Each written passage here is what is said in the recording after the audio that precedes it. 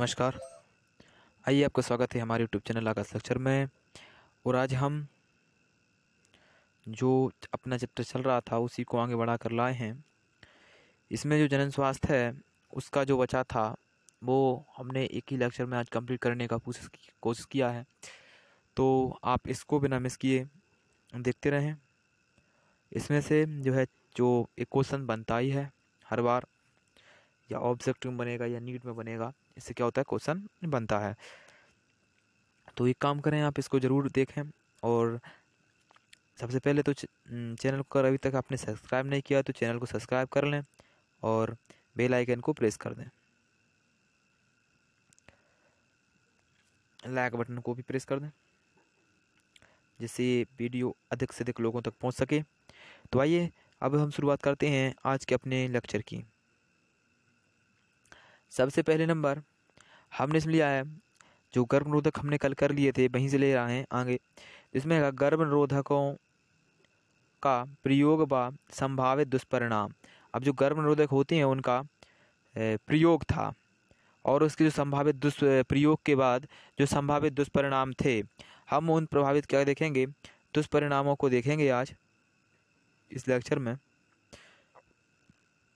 पहला हैगा जी मिचलाना। क्या होता है, कभी कभी जो गर्भ निरोधक होते हैं उनके प्रयोग से जी भी मिचलाता है। उदर पीड़ा या पेट दर्द ये होते हैं और बीच बीच में रक्तस्राव शुरू हो जाता है। स्त्रियों के लिए होता है, बीच बीच में क्या होता है, रक्तस्राव शुरू हो जाता है।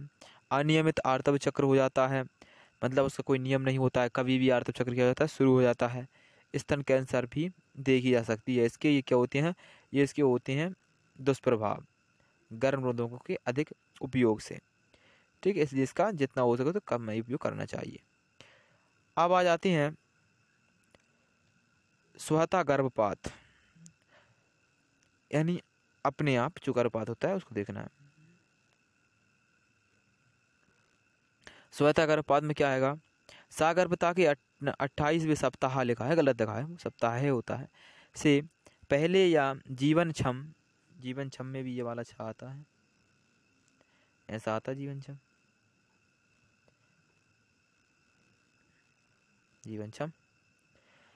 क्षम होने से पहले ही भ्रूण की हानि या अकाल प्रसव, किसी अकाल यानी कि किसी भी काल, मतलब पहले से, समय से पहले ही क्या होता है, प्रसव हो जाना, क्या कहलाता है, मिसकैरेज कहलाता है, या फिर क्या कहलाता है, वो स्वतः गर्भपात कहलाता है। मिसकैरेज कहलाता है या स्वतः गर्भपात कहलाता है। तो इसमें क्या हैगा कि स्वतः 28 सप्ताह से पहले, मतलब 28 सप्ताह से पहले ही, भ्रूण का होने से पहले ही, या आजीवन क्षम, उसमें जीवन नहीं होता है, उससे पहले ही जब भ्रूण ही होता है तब क्या होता है, उसको अकाल प्रसव हो जाना, किसी कारण से समय से पहले प्रसव हो जाना, वो क्या होता है, मिसकैरेज कहलाता है या अकाल प्रसव कहलाता है। ठीक है, ये हो गया। चलिए आगे देखते हैं। तो इसमें आते हैं अब इसके कारण क्या हो सकते हैं स्वतः गर्भपात के कारण। देखिए, पहला कारण है स्वतः गर्भपात के अनेक कारण होते हैं, जैसे अब इसके क्या कारण होते हैं, जैसे पहला हैगा भ्रूण की स्वयं की असामान्यता, ये गलत लिखा है, असामान्यता,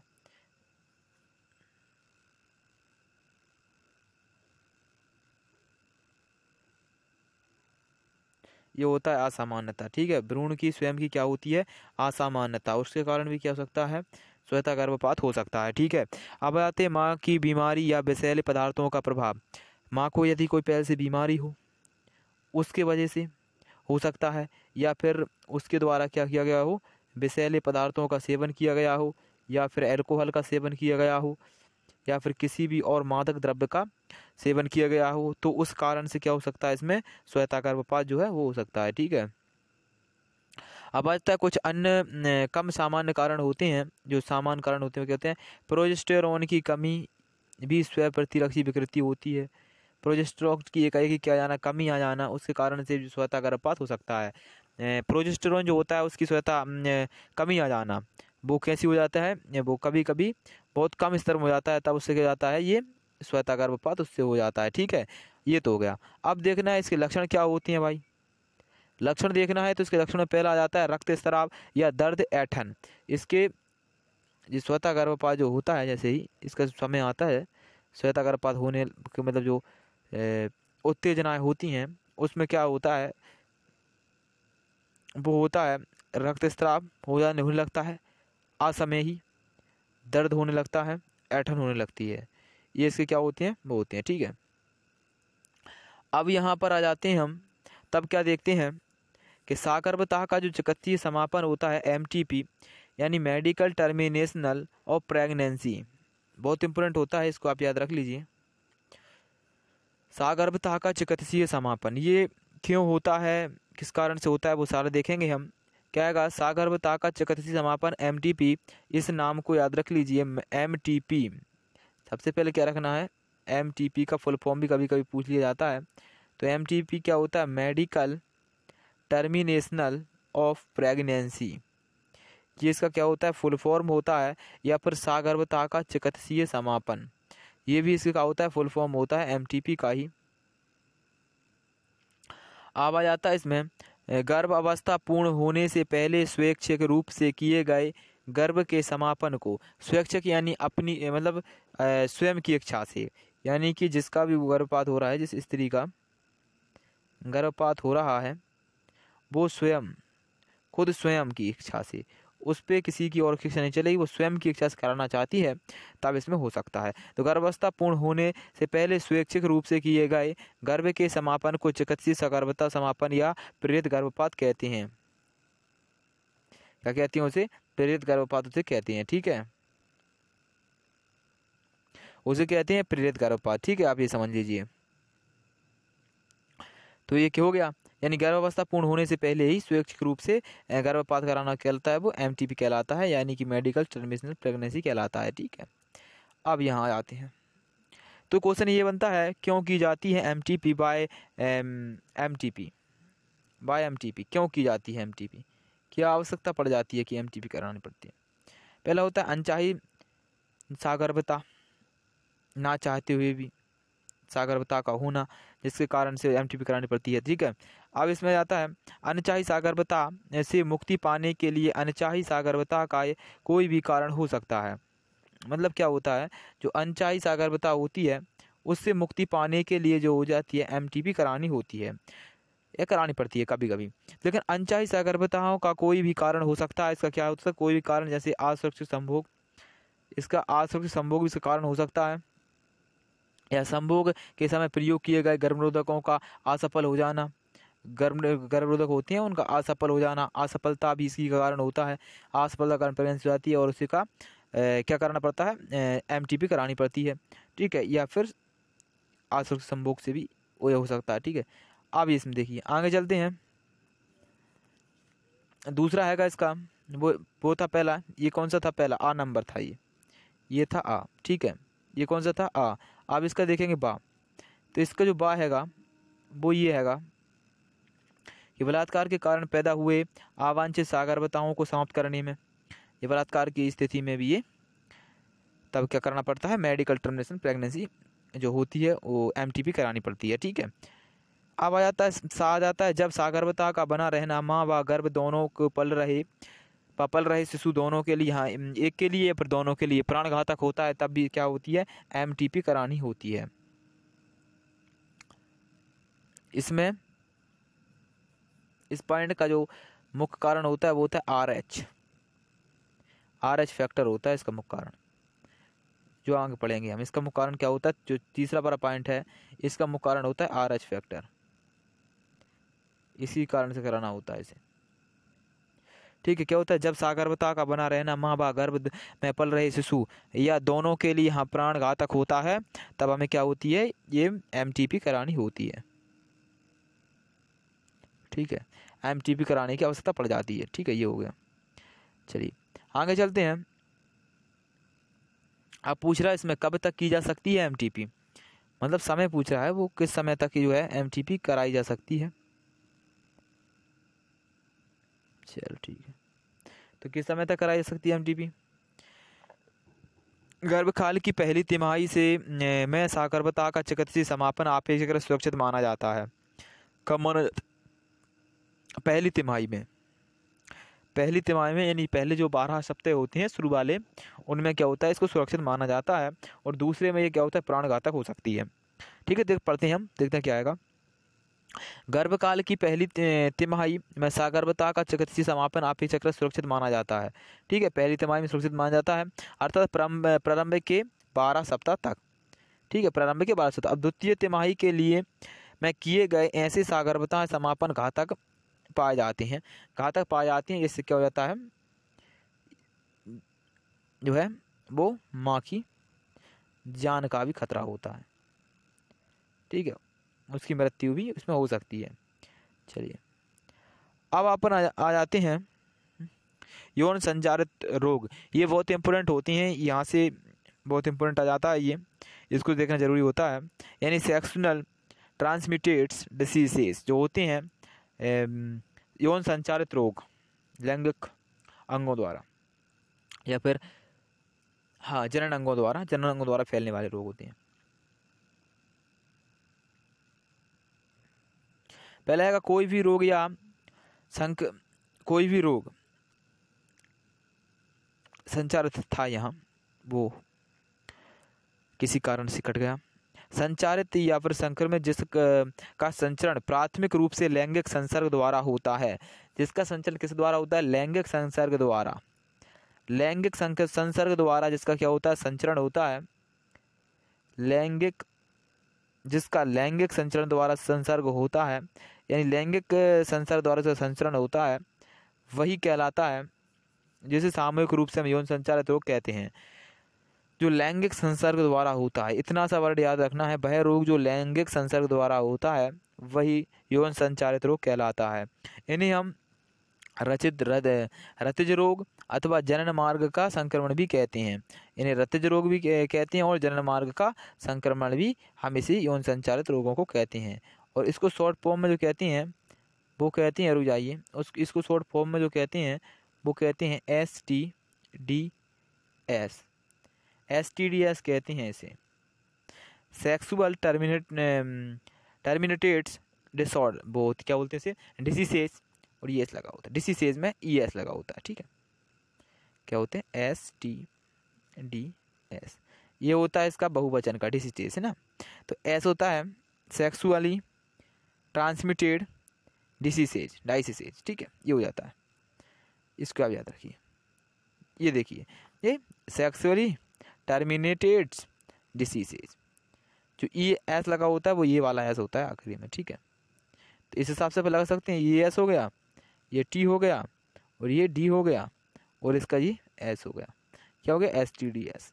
ये आ जाता है, इसमें एड्स भी आ जाता है। एड्स भी इसी का उदाहरण होता है, सिफिलिस, सुजाक, सारे इसी के उदाहरण होते हैं, हम आगे देखेंगे। ये देखो आ ही गए हैं। ये जो तालिका है इसको आप अच्छे से एनालिसिस कर लें और इसको देख लें, हम जूम करके दिखा देते हैं आपको। चलिए, और भी कर सकता हूँ अभी, इससे ज़्यादा नहीं होगा। आपसे जाएगा क्या, नहीं हो पाएगा। ठीक है, अब आता है रोग। पहले क्या आ जाते हैं, रोग। रोग कौन से आते हैं, पहला आएगा जेनाइटल हर्पीज। यहाँ देखना है रोग आएगा, यहाँ आएगा रोगजन्य और यहाँ के प्रमुख लक्षण, यहाँ पर है उपचार। ठीक है, ये 4 कॉलम दिए हैं इसमें से, अब इनमें से करना है। सबसे पहले हमको देखना है ये जेनाइटल हर्पीज। जेनाइटल हर्पीज होता है, इसका होता है जो रोगजनक होता है वो हर्पीज होता है, सिप्लेक्स वायरस से ये क्या होता है, ये जेनाइटल हर्पीज रोग होता है। ठीक है, अब ये जाता है, ये क्या करता है, जनन अंगों पर छाले बनाता है। क्या करता है, ये जनन अंगों पर क्या बनाता है, छाले। हर्पीज जो रोग होता है ये जनन अंगों पर छाले बनाता है। छाले इसका जो प्रमुख लक्षण होते हैं, जनन अंगों पर क्या करता है, ये छाले बना देता है। अब आ जाता है ये कि पूर्ण उपचार नहीं है, इसका कोई पूर्ण जो है उपचार नहीं है, एंटीवायरल ड्रग्स इसके लिए उपयोग किया जाता है। उपचार में एंटीवायरल ड्रग्स का उपयोग किया जाता है और इसका कोई पूर्ण तो कोई उसका उपचार नहीं है, एब्सेंस आएगा, लेकिन एंटीवायरल ड्रग्स इसके उपचार में क्या होता है, कभी कभी लाभदायक सिद्ध हो जाता है। ठीक है, अब यहाँ आ जाते हैं हेपेटाइटिस बी। हेपेटाइटिस बी होता है जो हेपेटाइटिस विषाणु होता है, उसी के कारण ये फैलता है। हेपेटाइटिस विषाणु के कारण यकृत शोथ होता है। यकृत में क्या होती है, सूजन हो जाती है इसके कारण। यकृत शोथ यानी यकृत में क्या हो जाती है, सूजन हो जाती है इसके कारण, और ये पूर्ण उपचार नहीं है। इसका भी कोई क्या है, इसका कोई क्या नहीं है, पूर्ण उपचार, इसका भी कोई पूर्ण उपचार नहीं है। ठीक है, अब आ जाती है हम जेनाइटल वार्ट। इसमें होता है पेपिलोमा वायरस से होता है जेनाइटल वार्ट होता है, जो पेपिलोमा वायरस होता है, उसी कारण होता है। ये योनि में भी हो सकता है, गुदा द्वार में भी हो सकता है, व लिंग व मत्स्य बवासीर, हाँ ये होता है वो। पोडोफाइलिन शल्यक्रिया द्वारा, पोडोफाइलिन शल्यक्रिया द्वारा क्या होता है, इसका उपचार होता है। पोडोफाइलिन शल्यक्रिया द्वारा क्या किया जाता है, उपचार। ये क्रिया होती है, पोडोफाइलिन शल्यक्रिया होती है। ठीक है, आप इसको समझेंगे आखिरी जब आप स्टैंडर्ड लेवल की पढ़ाई करेंगे तब। अब आ जाते हैं, ये तो कौन से थे अपने, विषाणुजन्य रोग थे 3 जो हमने देखे शुरू के, ये थे विषाणुजन्य रोग। अब हम देखेंगे जीवाणुजन्य रोग।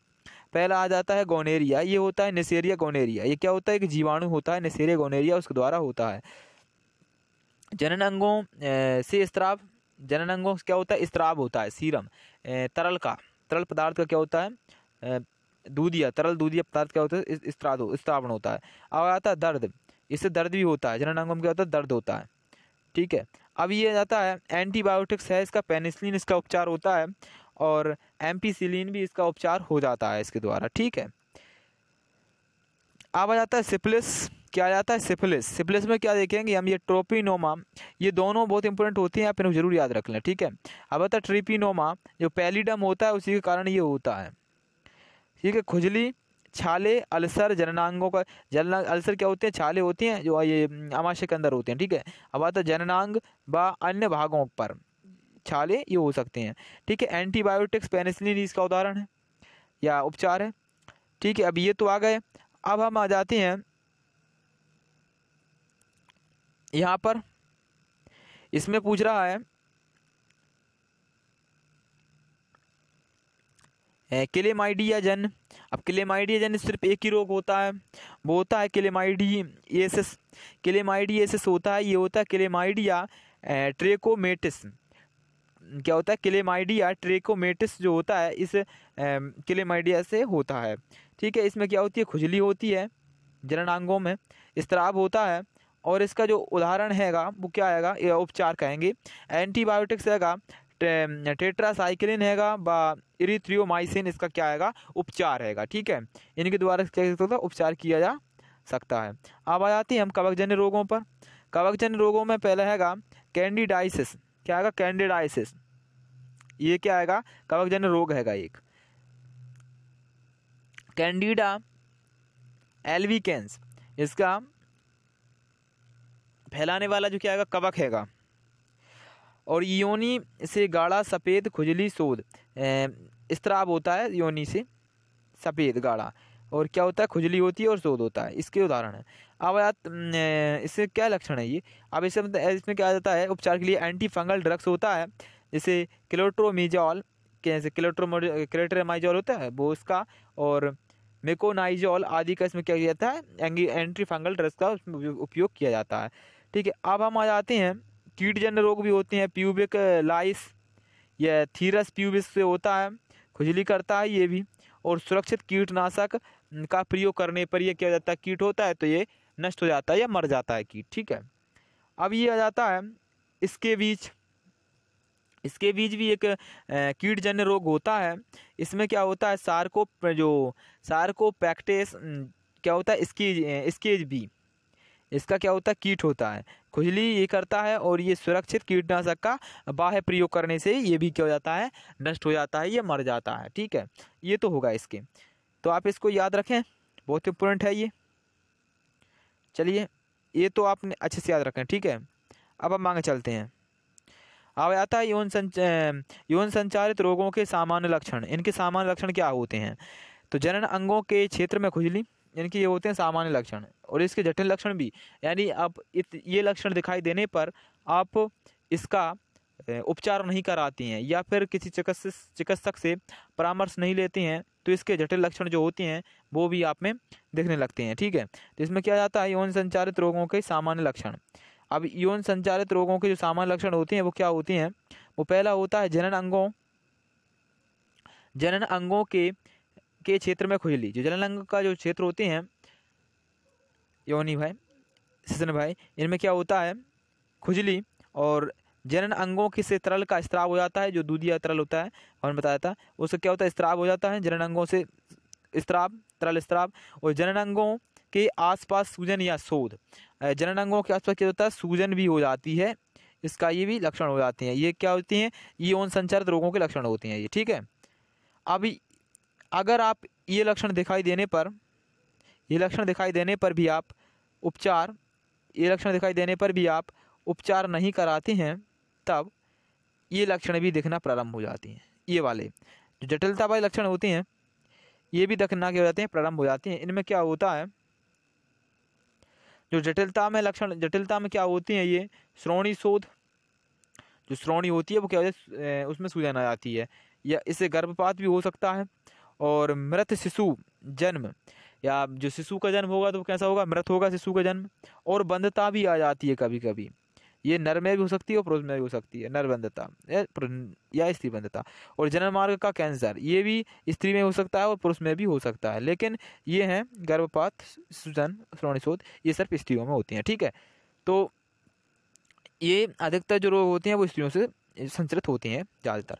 ठीक है, अब हम आगे देखते हैं एड्स जो हैगा, हम इसका जो विस्तृत विवरण है वो हम देखेंगे कौन से कि चैप्टर 8 में, चैप्टर 8 है उसमें हम इसका क्या देखेंगे, और वहीं पर हम कैंसर को देखेंगे पूरी तरीके से। अभी यहाँ तो हम सिर्फ ओरल लेते चल रहे हैं। ठीक है, अब हम यहाँ आ जाते हैं कि रोकथाम या दृष्टिकोण। अब रोकथाम के दृष्टिकोण क्या होने चाहिए इन रोगों को, वो देखना है। देखो, यौन संचारित रोगों का तो हम ये कहें कि इनसे सावधानी बरतना ही इनका क्या है, उपचार है। ठीक है, तो क्या होगा, यौन संचारित रोगों के प्रारंभिक लक्षण हल्के फुल्के या फिर अनुपस्थित होते हैं, छोटे मोटे लक्षण दिखाई देते हैं, या फिर वो कैसे होते हैं, अनुपस्थित ही होते हैं। ये लक्षण छोटे मोटे दिखाई देते हैं और लगभग कैसे होते हैं, अनुपस्थित होते हैं। ठीक है, चलिए ठीक है।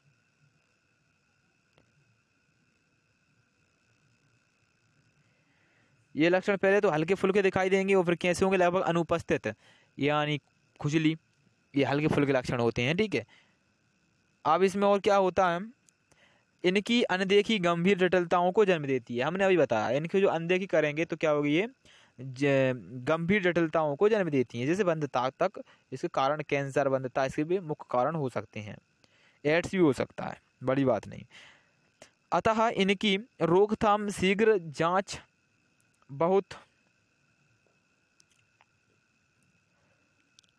को जनन स्वास्थ्य देखभाल कार्यक्रम से स्पष्टता वरीयता दी गई। इस जनन स्वास्थ्य जो होते हैं वहां पर इसकी क्या जांच कराई जानी आवश्यक हो जाती है फिर। ठीक है, चलिए अब हम यहाँ जाते हैं, ये लगा दिया है। क्या है किसी इसके और इससे बचने के जो कारण हो वो क्या आएंगे, ये तो रोकथाम होगा, इसके और बचने के और रोकथाम के और क्या कारण हैं, वो मुख्य कारण ये हैं।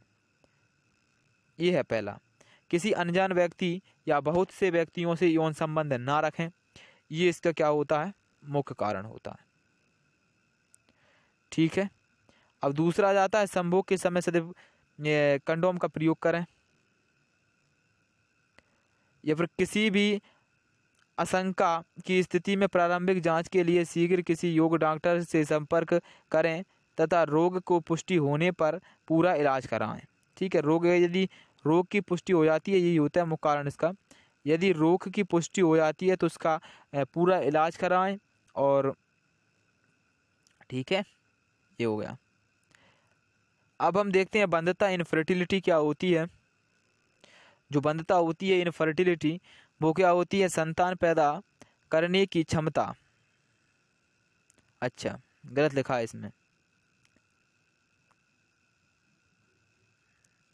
यहाँ ना आ जाएगा। संतान पैदा ना कर पाने,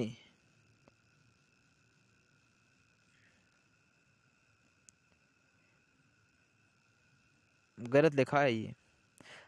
वंध्यता इनफर्टिलिटी, संतान पैदा करने की क्षमता इनफर्टिलिटी कहलाती है। नहीं, संतान पैदा ना, यहाँ इसमें लगेगा, रुक जाइए,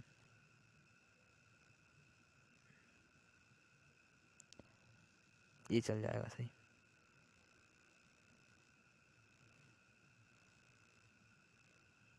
नहीं दिख रहा, चल ये देखेंगे, ये चल जाएगा।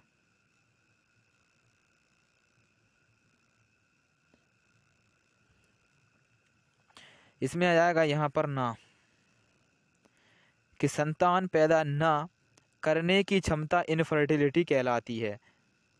ना कर पाने की जो क्षमता होती है वो क्या कहलाती है? इनफर्टिलिटी कहलाती है। अब इसके इनफर्टिलिटी के निदान भी होते हैं कुछ। निदान में पहला है का विशिष्ट स्वास्थ्य सेवा इकाइयाँ इनफर्टिलिटी क्लिनिक वंध्यताओं के की नैदानिक जांच में सहायता करती हैं। जो इनफर्टिलिटी क्लिनिक होती हैं, वंध्यता क्लिनिक होती हैं, जिसकी जांच करती हैं, वहाँ पर किसका निदान हो सकता है। तथा इसमें से कुछ विकारों का उपचार कर दंपतियों को संतान उत्पन्न करने योग्य बना दिया जाता है। अब क्या होता है, कुछ इनमें विकार होती हैं, उनका निदान कर उनको संतान उत्पन्न करने योग्य क्या कर दिया जाता है, बना दिया जाता है। ठीक है, यह प्राय तब प्रारंभ किए जाते हैं जब, अब कब बनाया जाता है उनको, ये तब प्रारंभ किए जाते हैं जब किसी दंपति के 1 वर्ष या अधिक समय तक नियमित सहवास के बाद भी क्या सागर्भता, ये गलत लिखा है, सागर्भता लिखा है, यह सागर्भता होती है। सागर्भता की स्थिति नहीं बन पा रही होती है, असुरक्षित संभोग के बाद भी 1 वर्ष से अधिक भी। ठीक है, तो क्या होता है, सागर्भता की वो स्थिति नहीं बन पाती है, तब ये स्थिति जो प्रेरित गर्भ जो होती हैं, गर्भता, उनको किया जाता है। ठीक है, इसमें क्या हो जाता है, जांच दोनों साथियों के, अब इसमें क्या हो जाती है, दोनों साथी होते हैं उनकी क्या जांच होती है, भौतिक जांच होती है, भौतिक शारीरिक जांच होती है, काउंसलिंग की जाती है उनकी। फिर क्या होता है, गर्भाशय व फैलोपियन नलिकाओं के एक्सरे, गर्भाशय व फैलोपियन नलिकाओं के एक्सरे निकाले जाते हैं। और फिर क्या होता है, वीर्य जांच की जाती है। और फिर लेप्रोस्कोपी होती है आदि, इसमें क्या शामिल होती हैं। लेप्रोस्कोपी द्वारा क्या होता है, इसके शरीर के अंदर वाली जो संरचना होती है उनका आकलन वो किया जाता है। ठीक है, ये हो गया। अब हम यहाँ देखते हैं अगला क्या आएगा इसमें, सहायक जनन प्रौद्योगिकियाँ। अब कुछ क्या है, उनके लिए होती हैं जो बंद होती हैं, उनके लिए क्या होती हैं, जो सहायक जनन होती हैं, जिसके द्वारा अब क्या कर सकते हैं, वो प्रजनन कर सकते हैं, उनके लिए होती हैं। ठीक है, अब इसमें जो पहली है वो ये है कि कृत्रिम वीर्यसेचन, आर्टिफिशियल इंसेमिनेशन जो होता है, इंसेमिनेशन आर्टिफिशियल इंसेमिनेशन जो होता है वो होता है पहला। अब इसमें क्या होता है, अगर वंध्यता का कारण पति का वीर किंचन नहीं है, सेचन हैगा, ये गलत लिखा है, ये हैगा सेचन, सेचन या फिर सेचन, क्या आएगा ये, वीर सेचन। अगर बंधता का कारण पति का वीर किचन नहीं है, सेचन में असमर्थ होना है, तथा या पति के वीर में शुक्राणुओं की संख्या में कमी है, तब उसको क्या किया जाता है, ये वाली विधि उसको सुझाई जाती है। इसके तहत उसमें क्या किया जाता है, उनको फर्टिलिटी किया जाता है या निषेचन युग बनाया जाता है। ठीक है, ये प्रौद्योगिकी होती है, इसके द्वारा उसको निषेचन योग बनाया जाता है। ठीक है, ये वाली विधि अपनाई जाती है उसके लिए। अब वहाँ पर जो दूसरा है वो है पात्र निषेचन या इन विट्रो फर्टिलाइजेशन, इसे बोलते हैं IVF। इसका जो शॉर्ट फॉर्म होता है ये इस रूप में भी आ जाता है कभी कभी, अच्छा चलिए सॉरी, ये इस रूप में आता है IVF।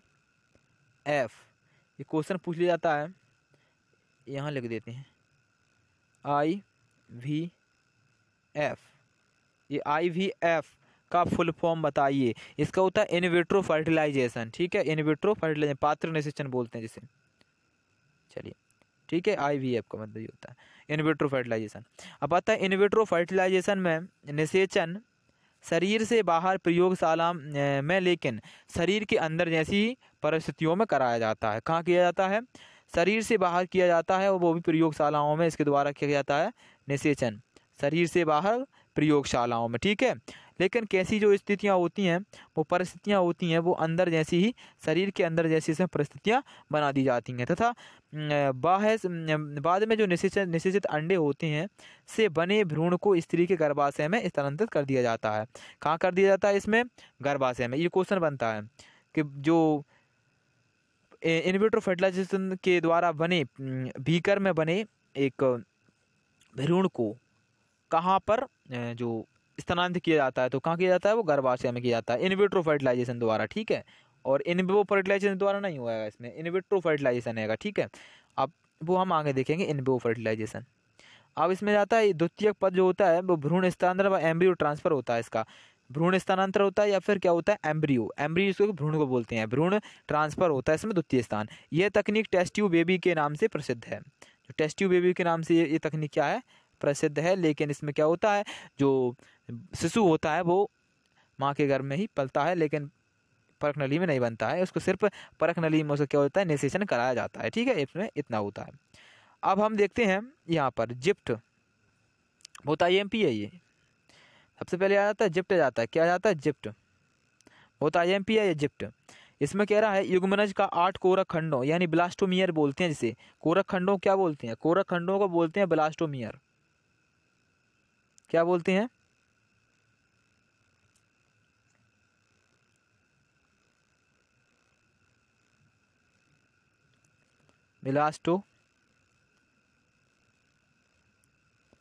ब्लास्टोमियर बोलते हैं किसको? कोरक खंडों को। कोरक खंडों क्या बोलते हैं? ब्लास्टोमियर, ठीक है। कितने? 8 ब्लास्टोमियर का होना चाहिए उसे, 8 ब्लास्टोमियर का होना चाहिए, ठीक है। 8 कोरक खंडों वाले भ्रूण को फैलोपियन नलिका में स्थानांतरित करना है। कहाँ स्थानांतरित करना है उसे? फैलोपियन नलिका में जो है उसमें उसको स्थानांतरित करना है।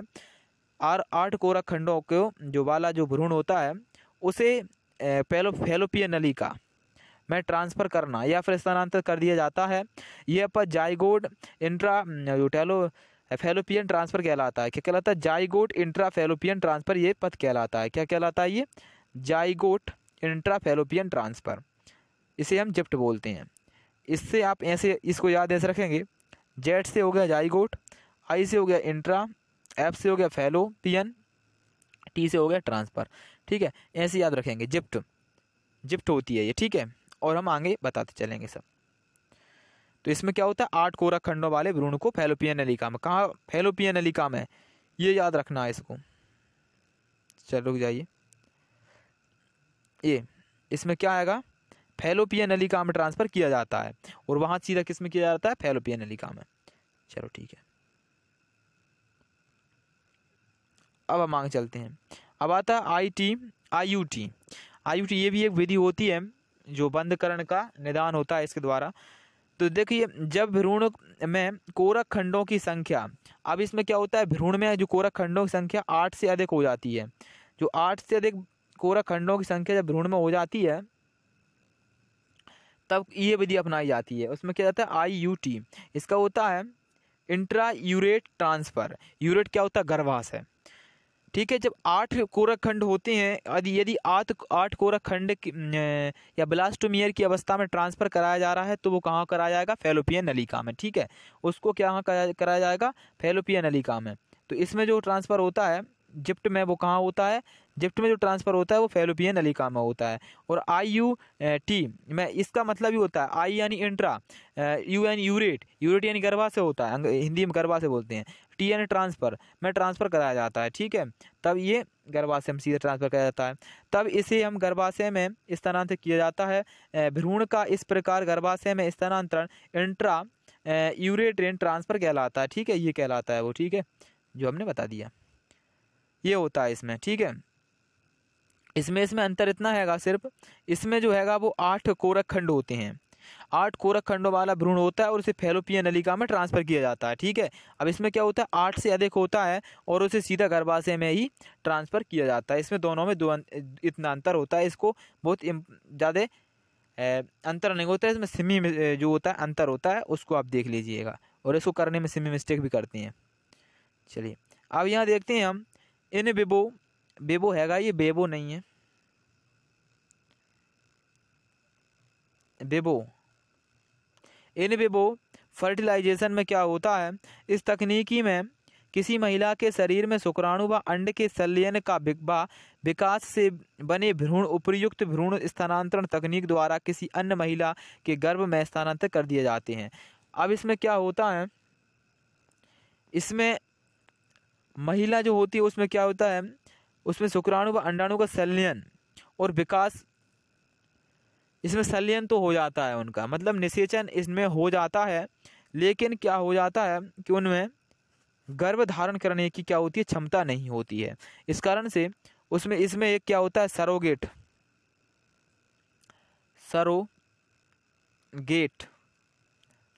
मदर ली जाती है। क्या ली जाती है, सरोगेट मदर, जिसके गर्भ में इसको भ्रूण को क्या होता है, पाला जाता है। ठीक है, इसमें एक सरोगेट की मदद की आवश्यकता होती है इन विवो फर्टिलाइजेशन में। ठीक है, ये हो गया। अब हमें को यहाँ देखना है, गिफ्ट देखना है, गिफ्ट का मतलब ही गिफ्ट होता है। गिफ्ट यानी क्या होता है, तोहफा। तो इसमें तोहफा ही होता है। इनमें क्या होता है, अंडाणु का उत्पादन नहीं होता है, उन्हें अंडाणु तोहफे में दिए जाते हैं, ये इसलिए गिफ्ट नाम रख दिया इसका। ठीक है, इस प्रकार से इसे याद रख सकते हैं, गिफ्ट का मतलब वही होता है। चलिए ठीक है, करते हैं। तो इसमें क्या करना है गिफ्ट में, तो ऐसी महिलाएं अंडाणु का उत्पादन नहीं कर पाती हैं, जिसमें अंडाणु का उत्पादन नहीं किया जाता है, उसको लिए गिफ्ट जो है वो सुझाई जाती है। यह तकनीक उनके लिए कहती है, सुझाई जाती है गिफ्ट। ये अंडाणु का उत्पादन नहीं कर पाती हैं, लेकिन निषेचन अंतररोपण, इनमें निषेचन तो हो जाता है, अंतररोपण भी हो जाता है। के बाद की जो पूरी निषेचन व अंतररोपण की बाद की जो पूरी सागरवता के लिए उचित वातावरण उपलब्ध में सक्षम होती हैं।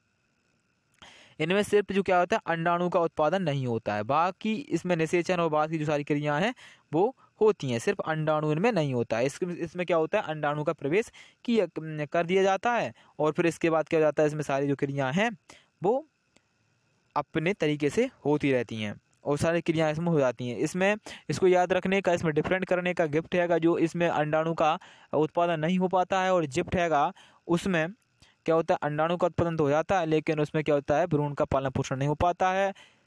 ठीक है, उसमें मतलब अंडाणु का उत्पादन तो होता है, लेकिन उनमें क्या नहीं होता है, उनमें निषेचन नहीं हो पाता है। तो निषेचन के लिए उनकी परकनली में उनका क्या जाता है, निषेचन, और फिर उसको उसकी मदर के क्या होता है, गर्भाशय में या फैलोपियन नलिका में क्या हो जाता है, ट्रांसफर कर दिया जाता है। गर्भाशय में करेंगे तो IUT हो जाएगा, और यदि फैलोपियन नलिका में करेंगे तो क्या हो जाएगा, जिफ्ट हो जाएगा। ठीक है, ये इसको क्या करना है, याद रखना है। चलिए अब आगे चलते हैं। अब देखते हैं ICSI, इसका मतलब होता है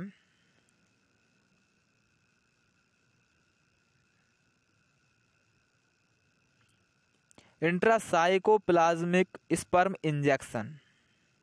क्या होता है, इंट्रासाइकोप्लाज्मिक स्पर्म इंजेक्शन। ठीक है, इसका फुल फॉर्म होता है, आप इसको लिख सकते हैं, ICSI का जो होता है इंट्रासाइकोप्लाज्मिक स्पर्म इंजेक्शन। इसका क्या होता है, फुल फॉर्म। बहुत इंपॉर्टेंट होती हैं, फुल फॉर्मों को जरूर याद रखें। ठीक है, काम नहीं कर रहा है हमारा बेकर बोर्ड। यह है अत्यंत परिष्कृत तकनीक है। यह कैसी है, अत्यंत जो है वो परिष्कृत कैसी है, तकनीक है, पुरानी तकनीक हो सकती है या बहुत प्रचलित तकनीक है, जिसमें एक अकेला शुक्राणु एक अंडाणु में अंतःक्षेपित या इंजेक्ट कर दिया जाता है। सिर्फ इसमें एक ही शुक्राणु लिया जाता है, जिसको क्या होता है, इंजेक्शन के माध्यम से अंडाणु में क्या कर देते हैं, इंजेक्ट कर देते हैं, या उसमें अंतःक्षेपित कर देते हैं। ठीक है, यह तकनीकी का प्रयोग की जाती है। ठीक है, तो जब ये इस मतलब जो तकनीक होती है इसका प्रयोग कब करते हैं, जब ये जो पुरुष होता है कि शुक्राणु एक जो अंड कोशिका, एंड नहीं है ये, अंड कोशिका को भेजने नहीं है, वो भेदने है, भेदने में सक्षम नहीं होती है। ये जो शुक्राणु है वो अंड कोशिका को क्या होता है, इसमें भेदने में सक्षम नहीं होता है।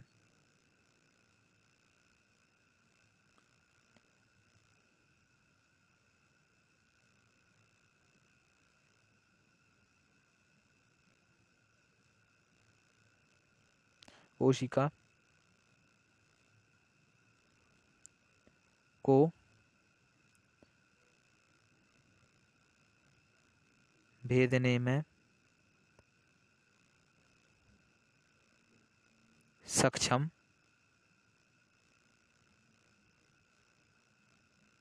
नहीं होती है, नहीं होता है, होता है। तब हम किसका यूज करते हैं, ICSI का उपयोग करते हैं उस स्थिति में हम। तो इसका फुल फॉर्म जो होता है ICSC का, तो इसका होता है आई से हो गया इंट्रा, क्या हो गया इंट्रा। ठीक है, आप लिख लीजिए इंट्रा, रुया और लिख देते हैं। सी का क्या हो गया,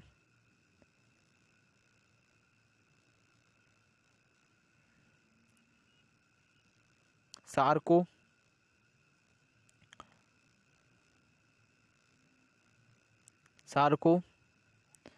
रुक जाइए यार गलत हो गया, ICSI। तो इसका तो इंट्रा हो गया था, इसको क्या होता है सार्को प्लाज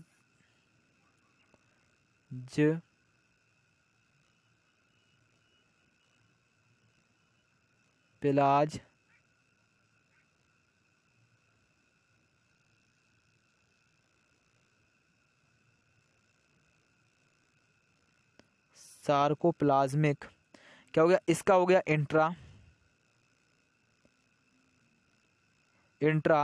सार्कोप्लाज्मिक। अब बचे एस और आई। ठीक है, इनको देखते हैं।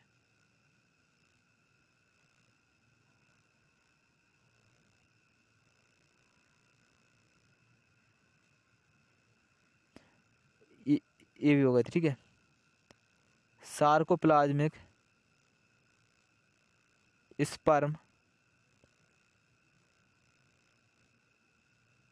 Injection,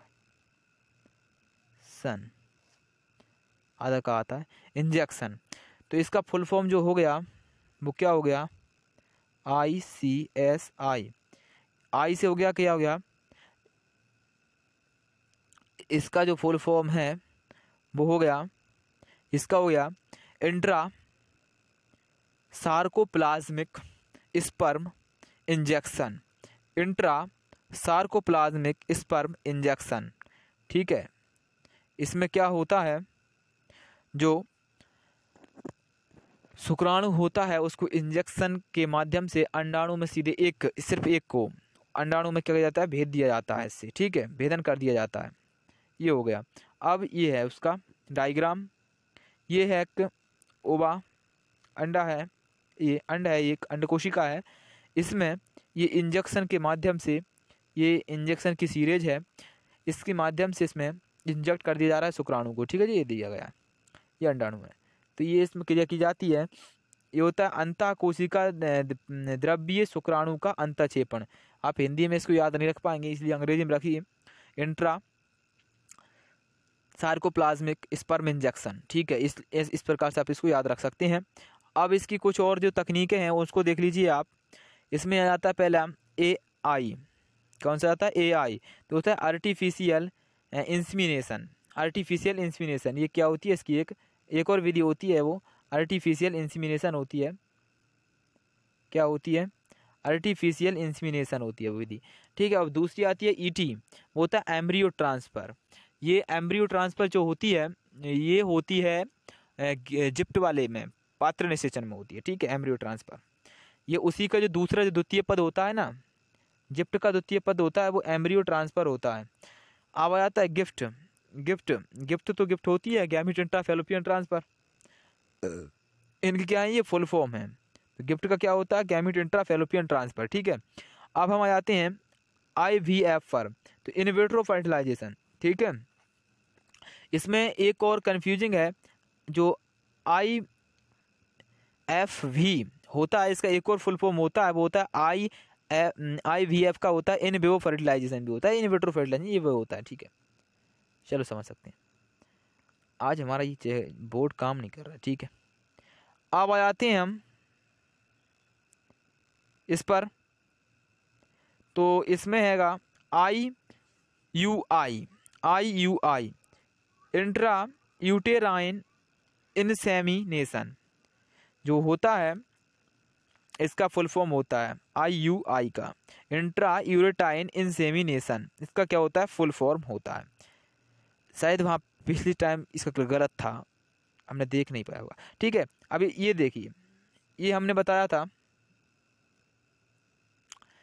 ICSI intra cytoplasmic sperm injection, इसका क्या होता है, फुल फॉर्म होता है।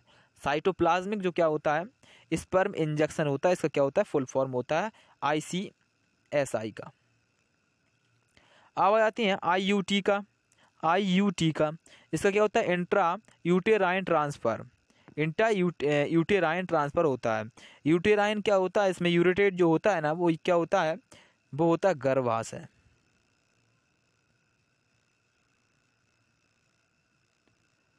ये यूटेराइन जो होता है वो क्या होता है, गर्भाशय।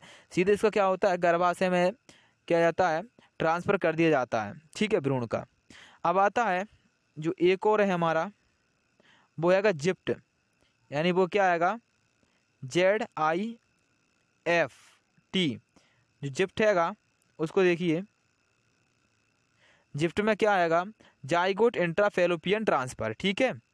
ये इसका क्या होगा, फुल फॉर्म। इन कुछ फुल फॉर्मों को आप याद रख लीजिए, बहुत इंपॉर्टेंट होती हैं, ठीक है। अब हम आगे चलते हैं। तो आज का हमारा ये लेक्चर था, सो ये हो गया क्लियर। अब हम जो अगला लेक्चर रहेगा हमारा, वो रहेगा हमारा जेनेटिक्स का रहेगा वो, ठीक है। जेनेटिक्स का जो चैप्टर है उनका हम करने वाले हैं शुरुआत, जो कल से। तो आप आइए, बने रहिए हमारे साथ, हम सारे क्लियर कर चलेंगे। अगर आप तक आपने हमारे चैनल को सब्सक्राइब नहीं किया है तो चैनल को सब्सक्राइब जरूर कर लें और बेल आइकन को प्रेस कर दें, जिससे ये वीडियो अधिक से अधिक स्टूडेंट तक पहुंच सके और सभी का फ़ायदा हो सके, ठीक है। तो धन्यवाद, और बने रहिए आखिर तक हमारे चैनल के साथ। हम आपकी सारी तैयारी कर रख देंगे, बोर्ड के लिए भी और नीट के लिए भी। थैंक यू, धन्यवाद।